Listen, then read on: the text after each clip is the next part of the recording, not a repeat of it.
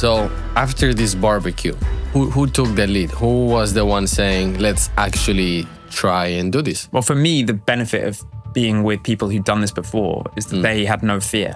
I sort of had the fear, and we'll talk about fear, I'm sure, but I had the fear. I was like, this is crazy. I don't know how to do this. I don't really know these guys very well. But having someone who was like, right, well, I've set up the company, so this is happening. And you're like, okay, now what? Laurence Booth-Clibborn is the co-founder of the Mothership, a platform that acquires and grows e-commerce brands, offering founders a stress-free exit. One of the UK's fastest growing startups, the Mothership Group raised $22 million and employs 50 people. I think consumers are a lot more discerning than maybe entrepreneurs or business people like to give them credit for. Sometimes it's very easy to see them as a number on the screen, but when you realize they're people just like you get delivered something and the box is crumpled and it doesn't work very well and the quality of the product's bad, like you're gonna be annoyed about it. Can you try to point out where within your analysis you went wrong? The thing that went wrong the most is that we believed our own hype too much. Would you start a new business with more than 2 founders? I'd definitely start one with more than 2 founders. I probably wouldn't start one with 6. That's enough of an answer. I have been terrified of failure since I was very young. Grew up with a lot of very successful people in my family that I looked up to too, and I really wanted to prove myself to. And the idea of failing them and failing to be legitimate in my family was crippling. I would like, Laurence, to know your personal definition of success.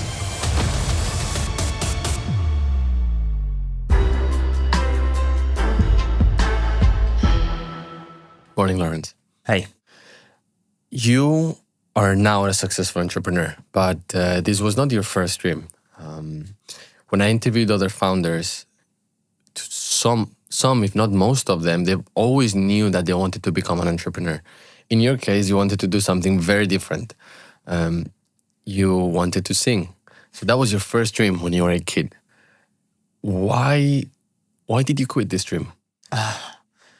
Well, it's an interesting framing of the question. I think actually, for me, I grew up in a family of entrepreneurs, but I also grew up in a family of very creative people. So all of my family a lot of my family are in the arts.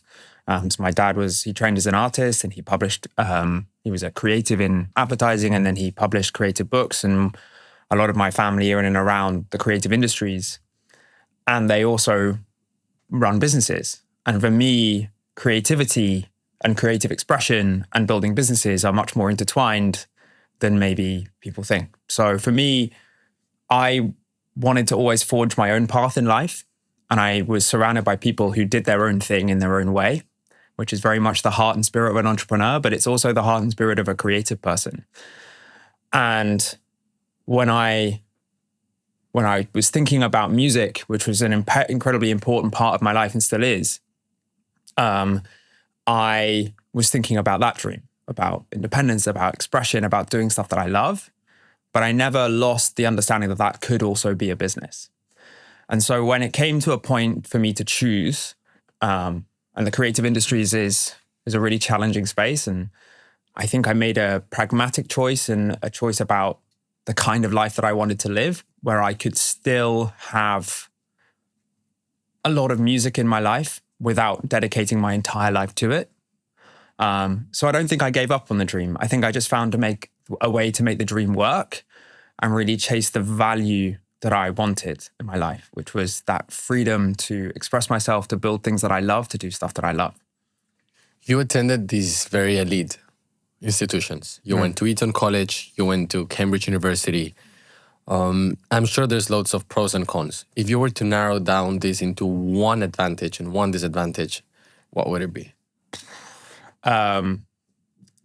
Well, it's a good question. I think the advantage, obviously, is that I have been unbelievably privileged to be, surrounded by very ambitious and driven people for a lot of my life. And that gives you an aspiration of, you see other people working even harder than you do, and it pushes you a lot. and you get to know those people over a long time, and they never leave you, right? And that's a huge privilege, and it's a well-known privilege, right? I think the disadvantage is that it's really hard, and if it is a constant challenge to your confidence and your ability to believe in yourself, because you're surrounded by brilliant people, and it puts a lot of pressure on you. And sometimes you lose sight of who you are, and you start trying to be the thing that you think you should be. And I think that those institutions can force people to chase stuff without really thinking about who they are. They just want to be successful because that's where everyone else should be.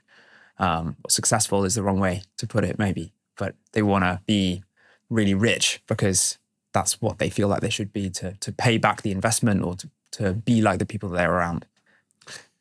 Do you think, and I need you to be very honest here with me, you would have had the same chances to succeed in building your business, which right now, we're going to get to it, but it is successful.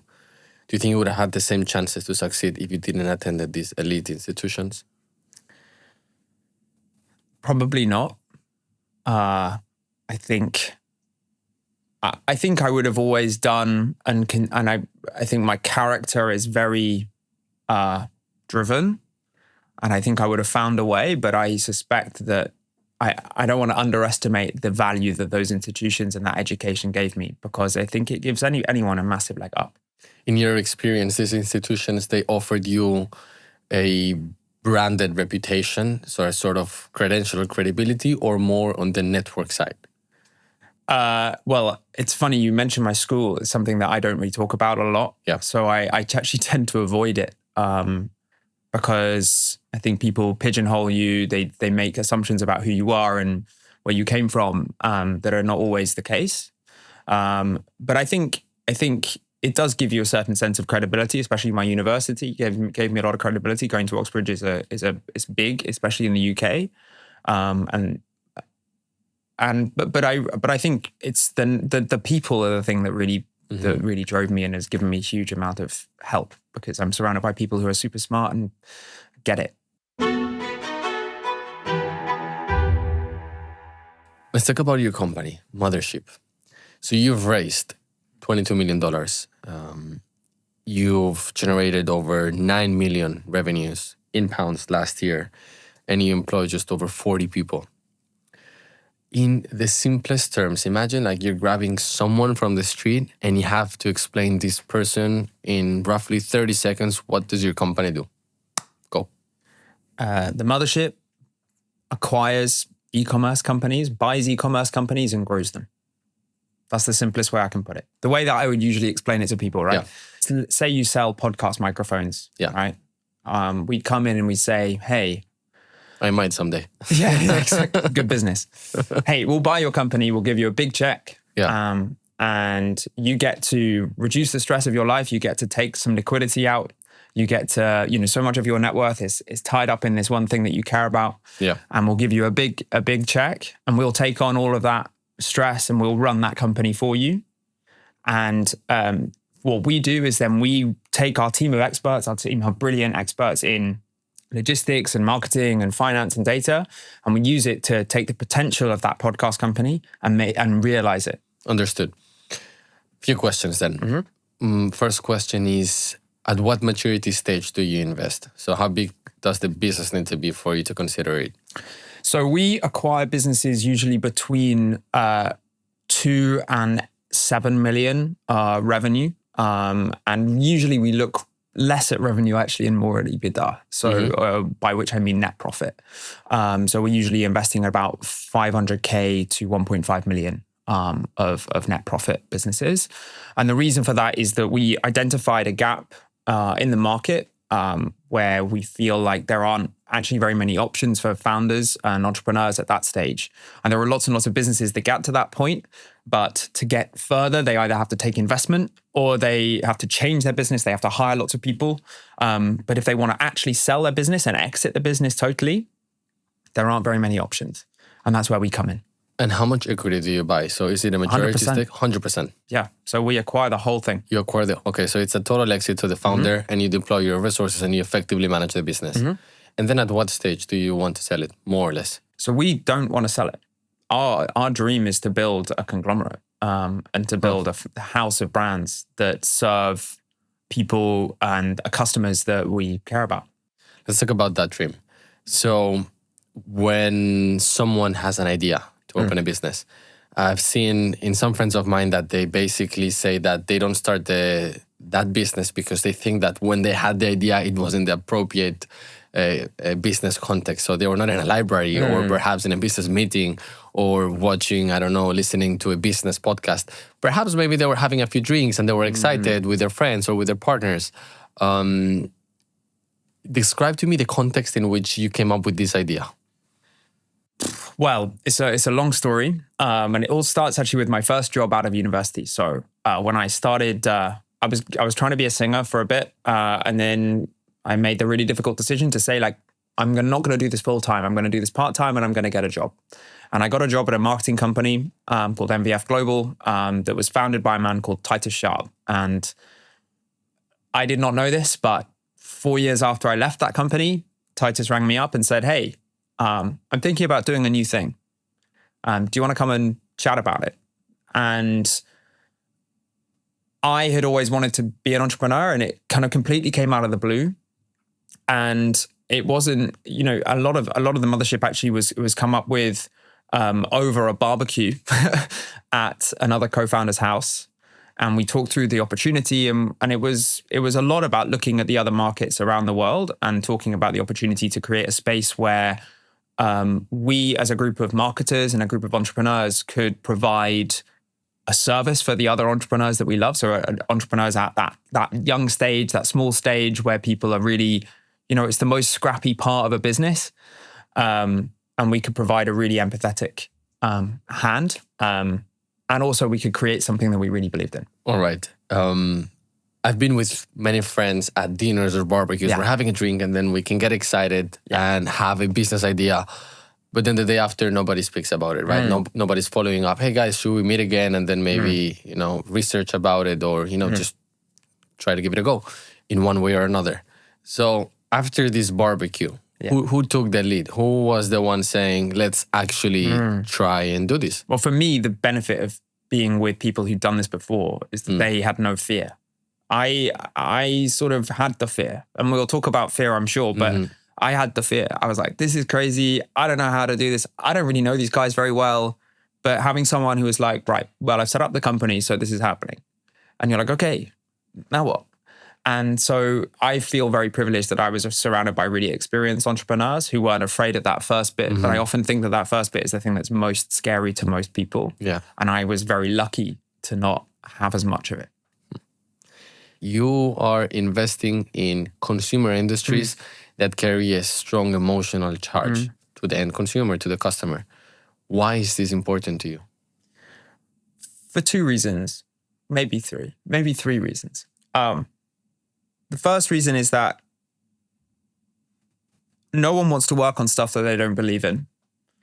And emotional connection and brands that have an emotional connection to their customers and are able to communicate a story really well is something that you can buy into. As someone whose, product essentially is money. Like we give money to people and then we run the business on the side. But a lot of the way that we are externally is, hey, we'll buy your business. There's nothing worse than buying a business that you don't really care about. And then it just becomes a game of financials. And that's not fun. And we wanted to have fun, right? So the first reason is you want to care about what you're doing. The second reason is that it's quite commercial. Is that my opinion is that the major value creating levers in consumer goods brands or e-commerce brands is brand story is one of the biggest moats and value creation moats, and scale. Now, we're not buying scale. We'll create scale by buying multiple brands, and that's our job. But the brand story and the moat around the brand story is incredibly important in very commoditized industries, right? Because at the end of the day, so many consumer goods brands are selling other stuff that you can buy cheaper on Amazon or cheaper somewhere else, right? We are in health and wellness, so we sell multivitamins. We have a couple of brands with a multivitamin. You can go to Holland & Barrett and find a different multivitamin, maybe cheaper, but the story is what brings people in and inspires people. And the third reason is that emotions, I think, and the emotional investment of the team that builds that business or the founder that builds that business are the things that create the greatest, most exciting brands that there are. So I think actually it's one of those things where inherently the better businesses are the ones that are emotionally driven, because founders are really taken upon themselves to push something and build it. I can echo this from my own business experience. So my industry, since we started in 2018 until now 2024, has evolved from so many different angles.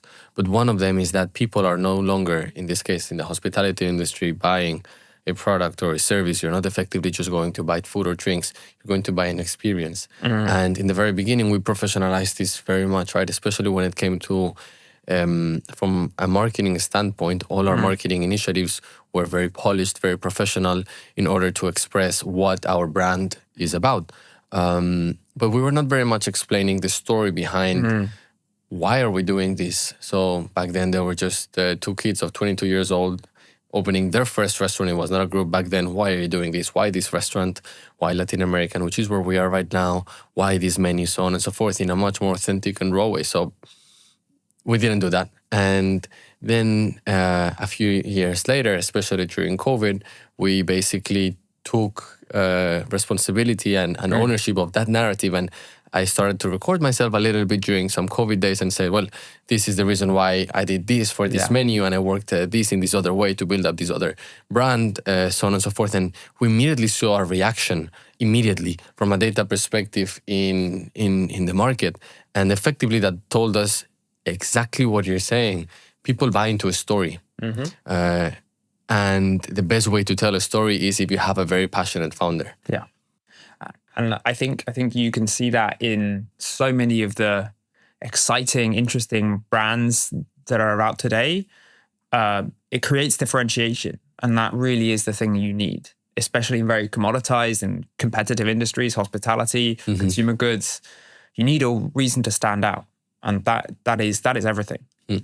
It's interesting because, for example, in Spain, the drink, Drink Prime.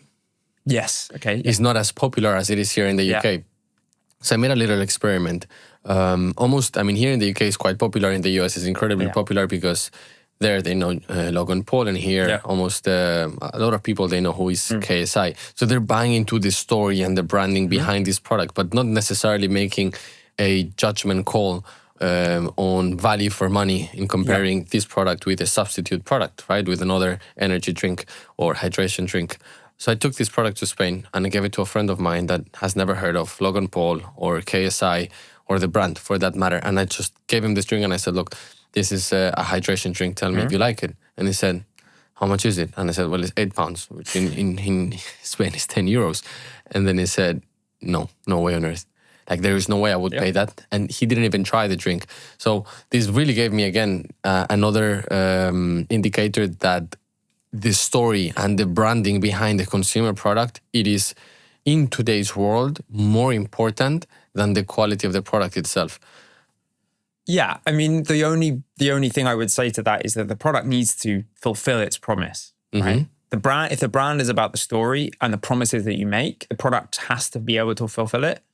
And we know from personal experience and seeing a lot of businesses is that customers know when things aren't good enough, and they will tell you when things aren't good enough. And if your product isn't good enough to pass those bars, then you'll know about it and the brand can suffer very quickly. Like, things can change with a brand very, very quickly if you don't deliver on what you're promising people. In your experience, have you seen that a particular consumer industry segment, this is more important than others? So for example, perhaps in food and beverage, if your product is not delivering what you stand for, your mission and your vision, or perhaps maybe in the healthcare sector is slightly different?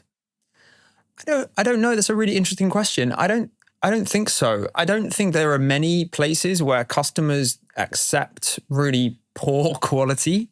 I think consumers are a lot more discerning than maybe entrepreneurs or business people like to give them credit for. Sometimes it's very easy to see them as a number on the screen, but when you realize they're people just like you get delivered something and the box is crumpled and it doesn't work very well and the quality of the product's bad, like you're going to be annoyed about it. Mm-hmm. And sometimes you might be annoyed enough to call people up or write a Trustpilot review. And we've seen with some people, when the delivery, the thing about consumer goods, right, is you have to get the stuff to the people, and that in itself can break you. If Royal Mail strikes and you have like a delay, like things can get really, really difficult, and customers will start to tell you. And I don't think there are many people who can avoid that. It's a very difficult. And what about working with influencers? And do you find it useful within the portfolio of the brands that you own? Sometimes, yeah. I think it really depends on how you approach it. Whether you go for big influencers, which we've never really tried, because for us we need to have the right amount of traction. I think you kind of buy the right as you get with scale and legitimacy to approach bigger and bigger people. But a lot of the time we want our brands and the brand distribution to be quite community-led and be led by people who really use the product. And a lot of the time those are kind of more micro influencers that are maybe at 10,000 followers, but we send them free product and they really, really like it. And it speaks to some of their values. And we find that hugely important to give us legitimacy. Sometimes it's about distribution, but often it's about showing people that they trust also trust this product, which I think is very valuable. Sustainability. Mm-hmm. It seems also to be very important to you when it comes to investing or not investing in a business. Why is this? Is this because you think that consumers buy more products if it's from a sustainable company? Or do you think it's also because it's easier in a way for you to raise funds from investors if you're investing into sustainable companies? It's an interesting question. I think if you'd asked me when we started the business, I would have probably answered yes to both those questions, but I think my view has changed. I think the reason why we care about sustainability is because we care about sustainability. That's the fundamental thing. We didn't want to have a business where, e-commerce is hugely polluting, right? We have ships going all over the world. You have manufacturing in one country, sending it to another country, moving stock all the time. These are very carbon intensive activities. And we wanted to acknowledge that and didn't want to feel like we were leaving the world in a worse place than when we joined it as a company. And so that's the fundamental reason why we care about it. Yes, we think that some segments of consumers care, but actually I think it really depends on the type of consumer and where we meet them, that their priorities might be different. I don't think anyone doesn't care, but I do think that some people will care more about price and value than they do about other things because their priorities at that point in life are financial, whatever it might be. And I wouldn't presume that we know everything about the consumers we have. I just think that we want to make sure that we, as a business, run in a way that makes us feel good and make our team feel good about how we do business. And for us, that's about making sure that we are sustainable. And we have, a certain proportion of our equity is tied up in a foundation. So aside from owning my business with my co-founder and twin brother, I also am an angel investor in a number of companies, some of which, if not most of them, are in the tech environment. And for me, as an investor into early stage businesses, one of the parameters that I look at when it comes to investing is not necessarily how innovative is the idea, but how good is this person to execute that idea? Is this the right person to bring this to life? So I really look at the profile of the founder or co-founders. And that's very much important to me when it comes to deciding on whether investing or not investing. Is this important to you? In terms of acquiring brands? When you're acquiring a company, how important, you're not acquiring a company in this case in which the co-founder or founder is going to be present in the business, but the work culture would still remain there. So how important is this to you? I think it is very important, but we come at it from a slightly different moment. When you're angel investing, the idea is usually at 0 to 1 stage. They're very, very, very early. And that first year, 2 years can be so difficult that you need exactly the right profile. We we come to a point where people have usually been around for about 3 to 5 years. And so sometimes the weaker founder sets have been sort of pushed out because they wouldn't have got to that level if they had been not quite the right profile. We still think the founder's profile is really important, but I think mostly because it's really important that the founder buys into who we are so that we can get the right deal done, if that makes sense. We want to get on with the people that we're buying the businesses from because we want to be able to negotiate with them in the deal stage, but also when they are helping us transition that business and we're getting loads of docs from them and we're asking about questions. And obviously when you buy businesses, it is not perfect. So you want someone that you're able to get on with, that you understand, you feel that they are bought into the mission of the company so they can help you understand their story. Coming to the story conversation earlier, you need them to be passionate so you can understand their passion and then translate it to how you scale it. So it's very, very important. But I think we're viewing it from a slightly different angle to just, is this the right person to take this company on a mission? We're like, is this the right person to do a deal with? Have they got the right view? Are they able to communicate those things? And can we keep communicating with them as we transition the business from them to us? So what is, in your experience, the best profile of a founder for you to invest your money?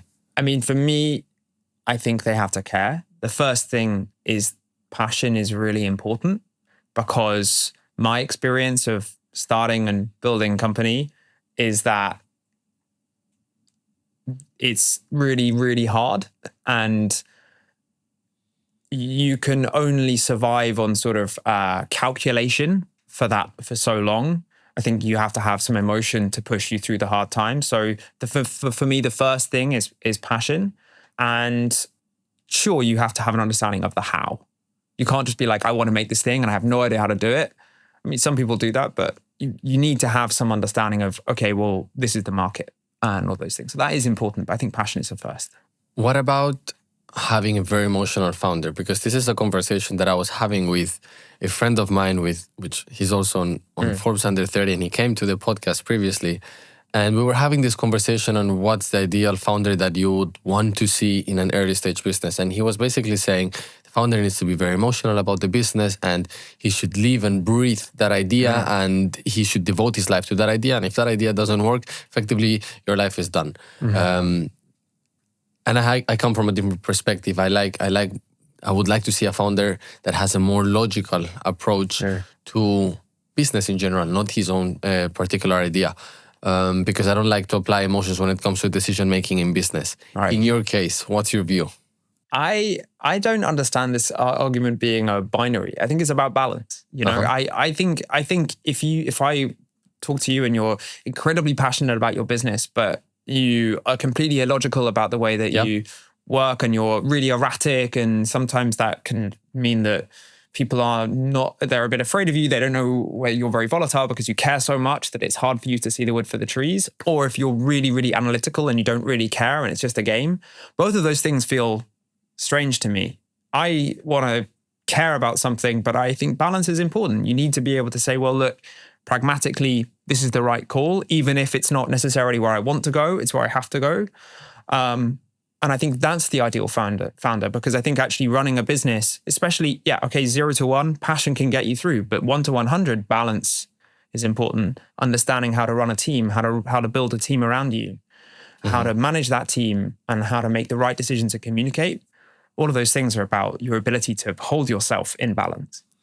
Basically, after 2 hours arguing with a close friend of mine, our conclusion was that a founder or the ideal founder should have a combination of 2 very different traits. You need to be stubborn, but at the same time, you need to be very open-minded. And those are contradicting traits. And what we meant by that is that you need to be very stubborn in the days where you wake up in the morning and everything goes wrong and every fiber in your being is telling you, quit. So you need to be stubborn enough to say, I'm going to see this through. And then there's other days where the market is giving you a lot of feedback. You got to change. Perhaps if it's a consumer product, you need to change your pricing, or perhaps, you need to adjust a little bit your product because it's not matching the taste and preferences of your customers. but because you're the founder and it's in a way your baby, this company, you can be very close-minded to not be able to adapt and absorb this information from the market, and effectively you end up crashing. So you need to be open-minded enough to be able to shift and pivot into a business model or a product or a service that is more applicable to that particular industry. So this was our balance. I think for me, the ability to hold contradicting ideas in your head at the same time is firstly an understanding of like what life really is. I think life is full of contradictions, and being a human being is really a lot about understanding that two basic facts can be completely opposite and also true. But that is also for me about what it takes to lead an organization. I think it's really different when you're in an early stage and you're just trying to find that information from the market comparatively to when you're growing and the market is giving all the feedback you need. Now, sometimes you can be too led by one and you become like everyone else. You know, like if you just go with the market needs, sometimes you just become generic. And when it comes to what we were talking about earlier about story, you need a bit of that stubbornness and that independence and that identity. So you need to be able to flex constantly. And I think that's the fun bit. For me, you know, we said at the beginning, I grew up in a creative family full of entrepreneurs. That's financial and business, but it's also just left brain wackiness. And I love that. You know, that's the bit that makes life interesting and conversations interesting, but also business is interesting because that's the constant challenge. I think it's cool. It definitely is cool. Do you find, so basically you're investing into different companies, and I'm assuming within your portfolio, not all of them are successful, but if you still have a business really going, if you still have a business that is alive, definitely the portfolio must be positive, at least 50% of it. So within the companies that you have acquired that are successful, have you found a common denominator? I think the common denominator is that they have a really clear reason to exist in the market. So that's about the story, but it's about the positioning. Can you give me an example? And this could be an hypothetical example of a business that has a realistic reason to exist in the market. So they're effectively really solving a problem that a consumer has. And an example of which this is not the case. You're trying to solve an imaginary problem. I'll give you two examples from our portfolio. I'll give you two examples. Actually, both of these are relatively successful, but one much more successful than the other one. So we have recently acquired a jewelry brand, right? Sounds pretty simple. Lots of people have jewelry, but this is a specific jewelry brand geared towards hypoallergenic jewelry. And it's stainless steel jewelry for women often who have allergies to metals like silver. They'll get rashes on their ears or wherever they have piercings. And this is a brand that is specifically geared to create jewelry for people who have those allergies. Now, the interesting thing about that is it's a really, really clear reason to exist. It delivers a very, very clear promise to a very specific niche of people. And it is incredibly successful with that niche, because it is one of the only brands that speaks to that problem.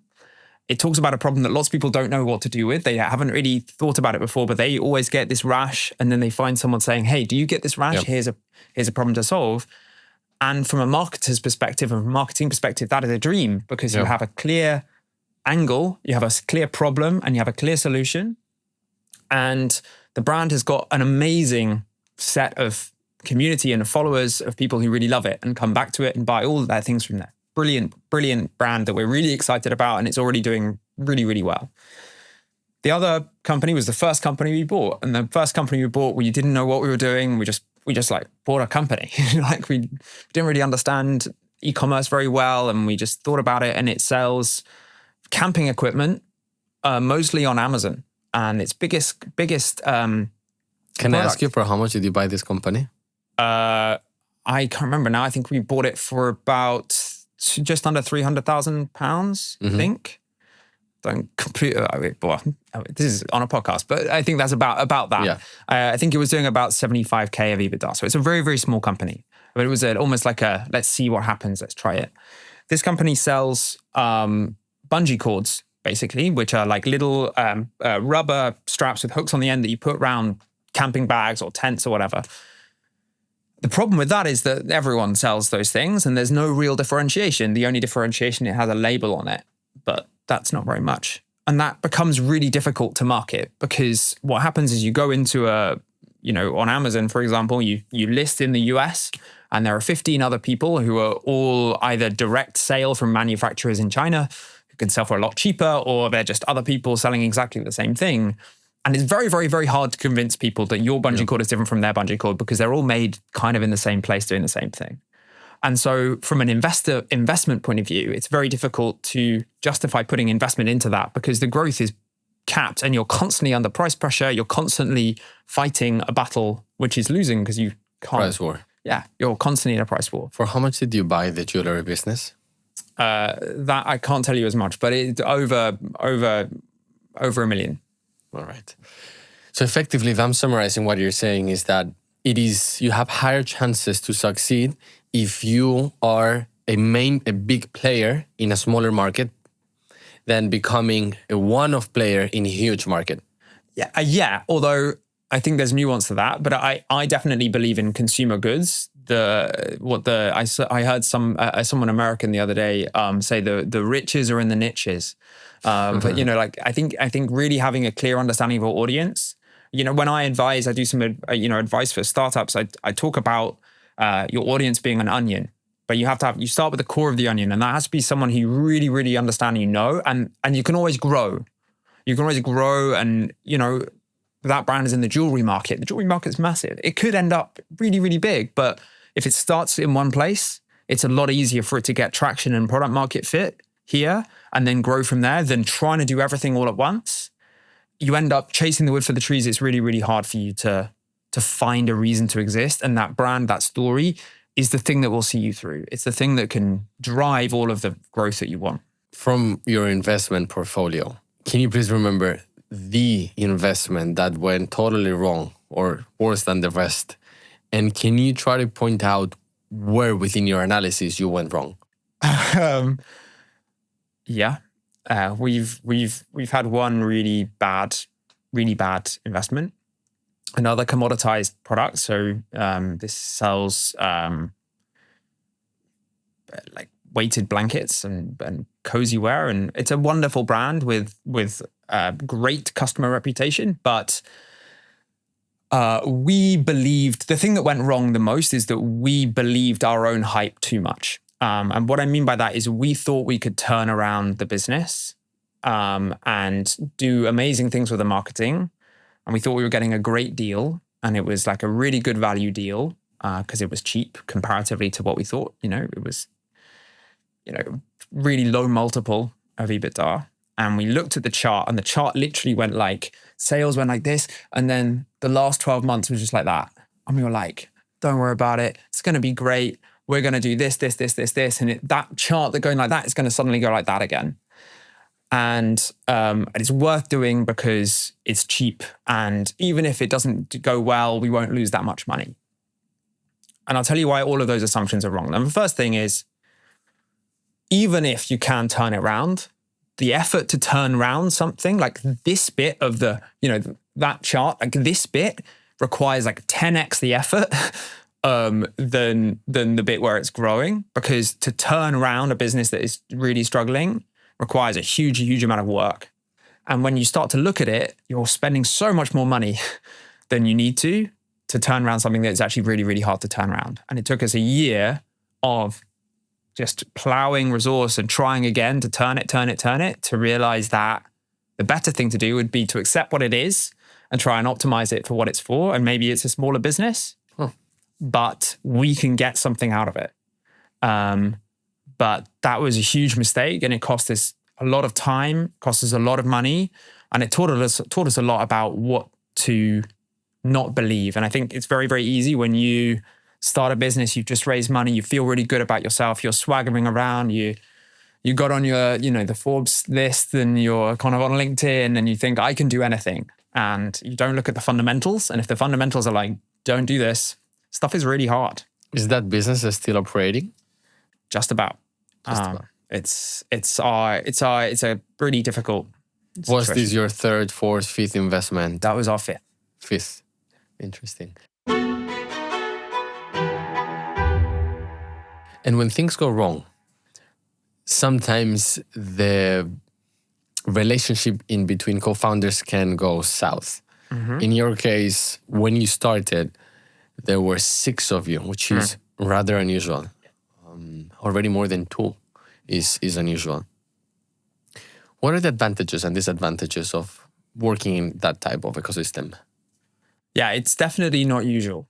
And it definitely has its challenges. I think probably the biggest disadvantage is that you have a lot of cooks in the kitchen.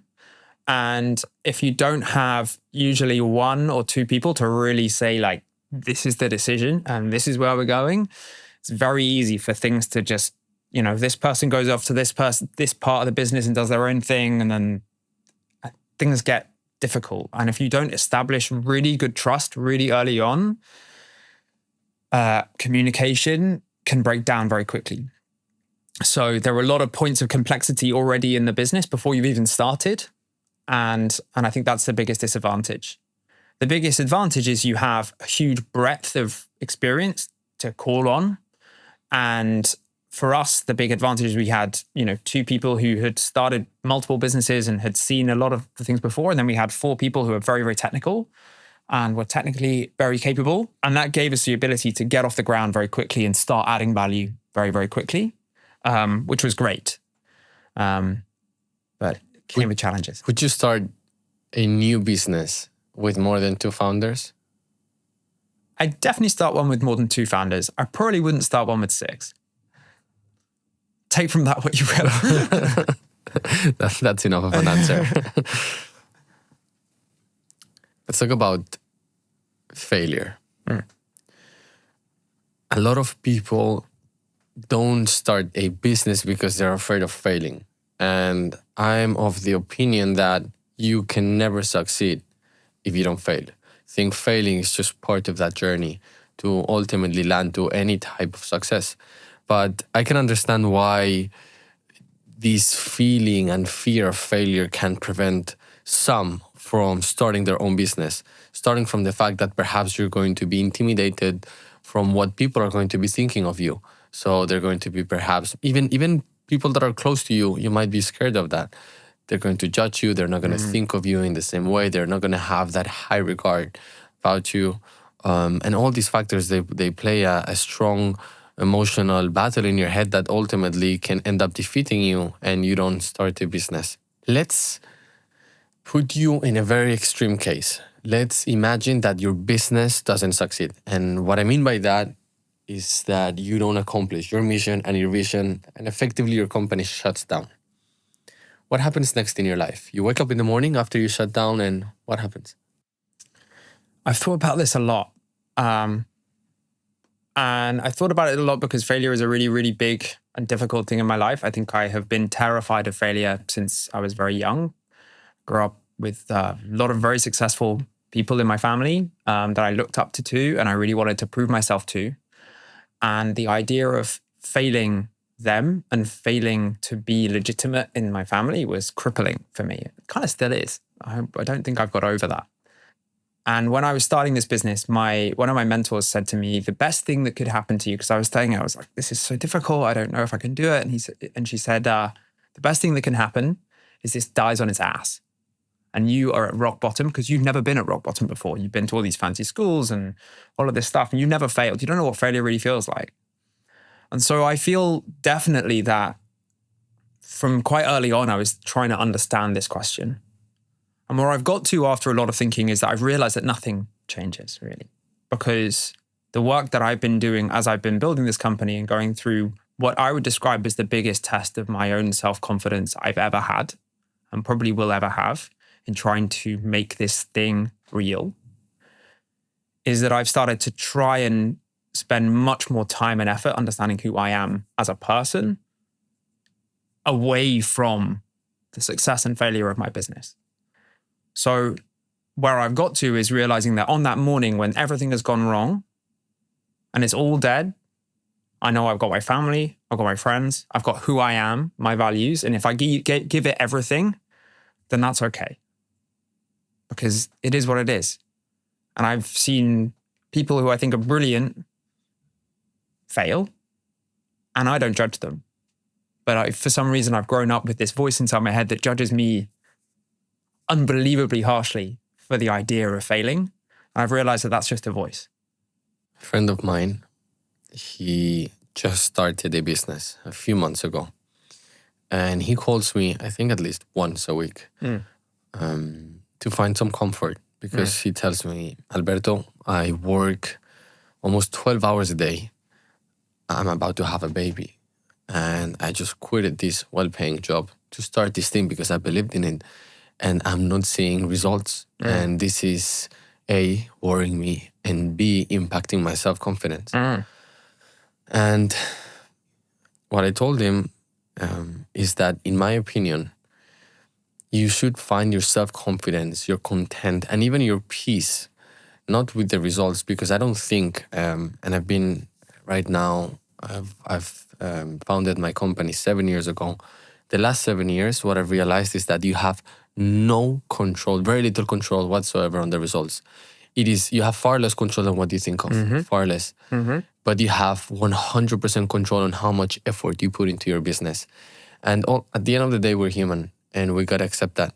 And our resources, our ideas, our thoughts, our energy is finite. And that means that you cannot control what's going to happen. You can just control what you do today, what you do now. And that, for me, I found a way to make it enough for me to go to bed and think, if it doesn't work, at least I'm happy that I've tried everything humanly possible. And the most important word there to me is humanly. It is humanly possible. I don't know if you had a similar sort of conversation with yourself, but in the last years, I place so much more value into effort, my personal effort, rather than the tangible result that I can see in the business. I think that is one of the most powerful insights similar insight that I've had. I guess on two fronts. The first thing is very much personal, because what I care about is, do I look at myself in the mirror and say I'm giving it everything I have? But I'm acknowledging that there are limits to that. You know, I've definitely been through, I think, 3 separate periods of full burnout in the last just under 4 years. And I pushed myself way harder than I needed to. And on the third time, I realized that, like, I've got to find a way of understanding where my boundaries are and say, like, I can't give more than this. But I think the other part of that, which I think is underestimated, is that that's important for your team as well. Because to tell you, just to take 1 second, this time last year, my business was in real trouble, right? We were losing a lot of money. It was a really, really difficult time. And we made the very difficult decision of letting go of 15 people from the business, which at that point we were just under 50 people, like, is a lot of the business. And it was brutal, and it was horrible, and it was that moment of deep failure that you stare at when you're in those meetings and you're telling someone that they're going to lose their job. You realize that you have failed.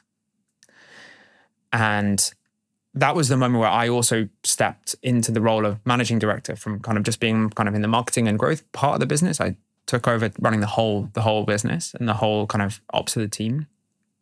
And the thing that I tried to do when we were trying to turn around the business is focus on inputs, not outputs. Every day we care about how we work, how we communicate, what activities we're doing, how we approach those activities, how we approach lessons and failure, and how we approach learning from those lessons. And focusing the team less on the fact that everything's going badly and we're missing our targets and we can't seem to turn anything around, and rewarding them based on the effort and the way that they're working, has been the reason why the business has turned around. I fully believe that. Because when people get so obsessed about where things are going, they panic, they stop thinking about how they're doing stuff, they get really, really involved in themselves. They think they're a bad person because the macroeconomic environment is really bad, or we're trying to turn around a business that we shouldn't have ever tried to turn around, or whatever it might be. And they stop realizing that what will get them results is the right behaviors, the right inputs. And that's something that I'm trying to do to govern my life as well. It seems that for entrepreneurs, a big contributor or parameter to define success is money.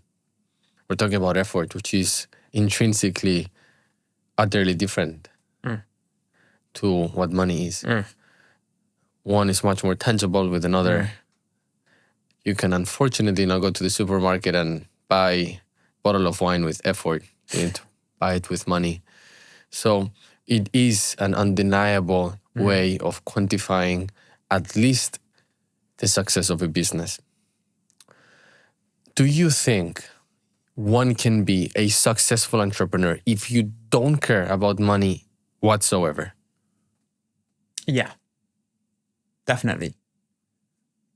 Firstly, because success is, whatever you want to make from it. And the lesson is really to, I think we were talking about before we started this, Twitter is like a very bad place to be for a lot of young entrepreneurs. I think actually a lot of everyone, but you get told repeatedly that you can make $1 million in 5 days and this is how.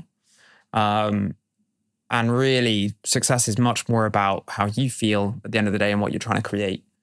But for me, I think the biggest example of this is my dad. My dad is 92, which is a whole other conversation. He's had a long and amazing life.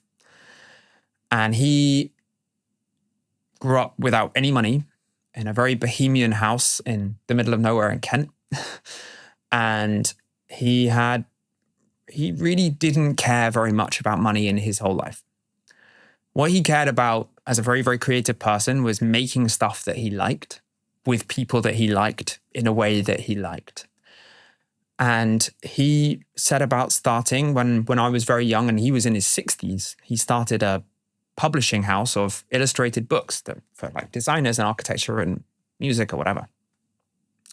And these books did not make very much money, but they were beautiful and they were they were radical and they were incredibly impactful on me, but also the people that had them. And it was never really about money to him. It was about doing the thing that he loved in the way that he loved it. And that was the inspiration that I had growing up, because that was someone who just didn't care but about the money bit. They cared about what they were doing and the impact they had. And from my perspective, if you ask about whether he was successful, you're like, well, the business was never worth crazy money or anything like that. But if I look at the impact that he had and the example that he set to follow your own path, it's one of the most inspirational of my life. And he defined his own version of success. And it's not that he didn't care about money. Of course, everyone cares about money. I care about money a lot more than he did. But he cared much more about what he was doing and why he was doing it. I think you're lucky to have a dad like that as an example.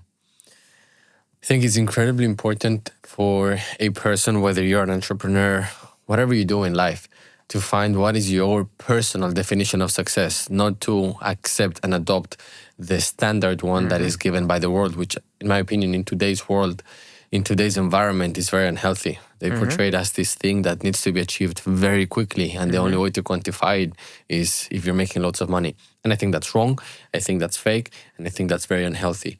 So if you're able to identify, especially at a young age, like, for example, yourself, what motivates you, what brings you purpose in life, effectively how you define success, is incredibly powerful. I would like, Laurence, to know your personal definition of success. Is it a cop-out to say I don't know yet? I think that is something that I am like very actively working on, but I don't know if I have an answer yet. I know that I want it to be motivated from me, but I think over the last 3 or 4 years, I have come to terms with the fact that the motivations that I had when I started my business were not mine, were not all mine. They were a lot to do with who I wanted to be perceived as and how I wanted to come across and what I thought I should care about. And what's happened in the last 4 years is I've realized that, and I'm building myself to a position where I understand what I want for me.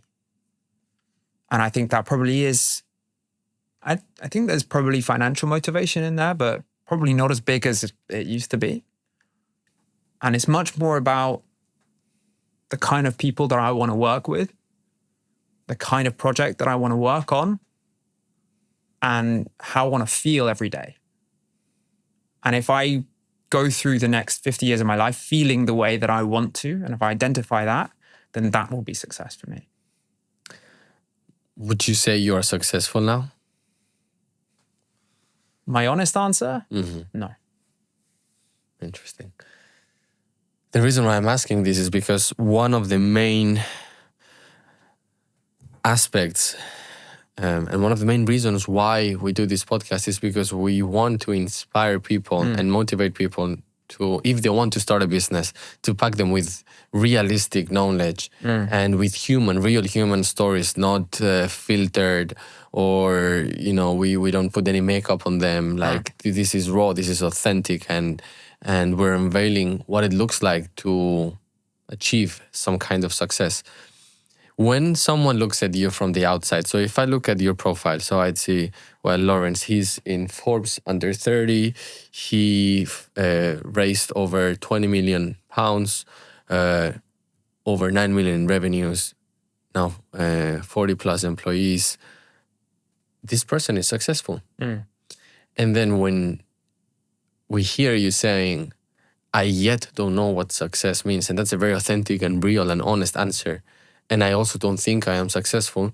For anyone that is looking to start a business that they might also not know what success looks like, and they might also not consider themselves successful, they look at your story, they might think, well, I also feel like him, so perhaps I could also start a business. So I'm hopeful that these kind of answers, these real authentic answers, which is not what we find in Instagram and so on, it's going to really motivate people, and you can, perhaps some people can feel identified with you in one way or another to start a business by themselves. Closing off this episode, I'd like to ask you a question about Forbes. This is something that I ask everyone. For some people, making it to that Forbes under 30 list is something very useful, very meaningful at the same time. For some other entrepreneurs, it's less. Was this, or is this important to you? So my girlfriend jokes with me that I always used to say that I wanted to be on that list when I was young. I was very ambitious, and I was like looking at all of these people, maybe 5-6 years ago, I was in my early 20s, and I was like, oh, they're on the Forbes 30 under 30. That's so cool. They're so successful. I want to be that person. And so like, I definitely went through a period wanting to do that. And what was weird for me was the day that I got it, I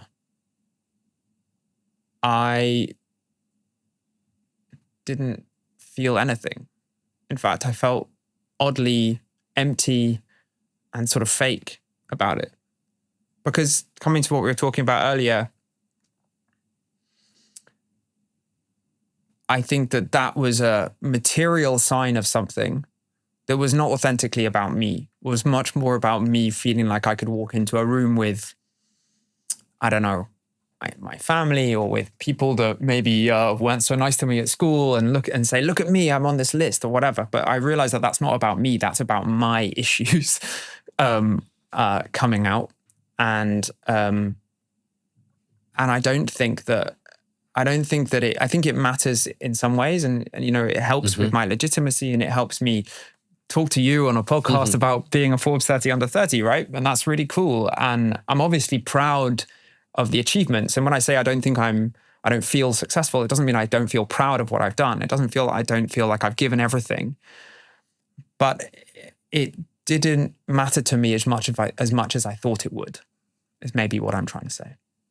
I think that's also very interesting.